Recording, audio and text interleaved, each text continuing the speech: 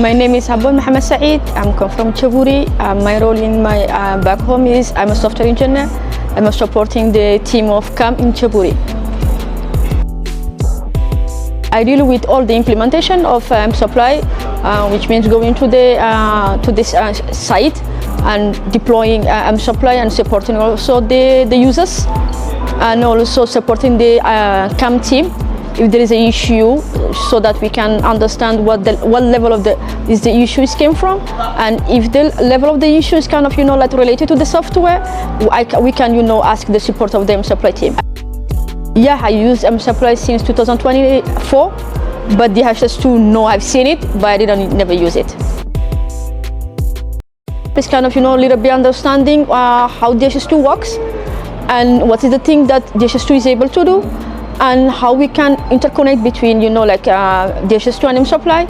And also I learned from mSupply the thing that there's some functionality that we use back home, and there's others that we never use it, and like alerts, so that we can install in the whenever we are talking the Chain Supply, the alerts of items if there is a low stock for some kind of what we call trace items, so that we can install an alert for those items when they are a low level of stock.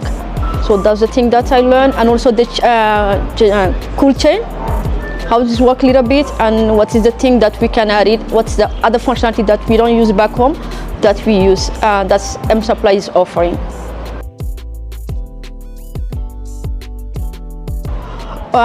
Because in Djibouti we use both the systems. The mSupply is used at the CAM level, and DHIS2 is used at the ministerial level.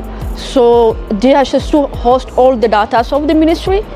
It does make all the health information, and mSupply hosts all the chain of supply of information.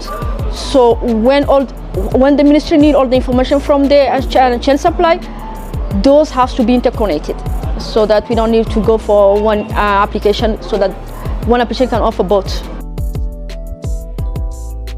In technical level, if I talk about DHIS2, I never used DHIS2. I never know what DHIS2 is able to do, but now I know the ability of DHIS2 and how we can back home with how we can explore it. But also in mSupply, even though I use it, now I see that there is a other feature that we can explore and implement it back home. Okay, if we can offer like feature training, it will be like the interconnection. We know that for mSupply, we don't have to be a technical person to do the interconnection between mSupply and DHIS2. That will be interesting for a person who doesn't have the skill of IT. Those features can be like shown. This is how to do. This is how to do the parameter. But DHIS2, how can we do it? I never saw it, and I'm kind of curious how we can do it without having IT background. Is it a way to do it,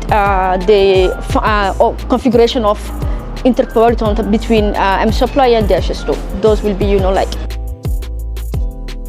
I'm gonna say thank you for both for both DHIS2 and mSupply, to showing the capability of both systems, and that both systems do not compete, but they are each of them has their own functionality and their own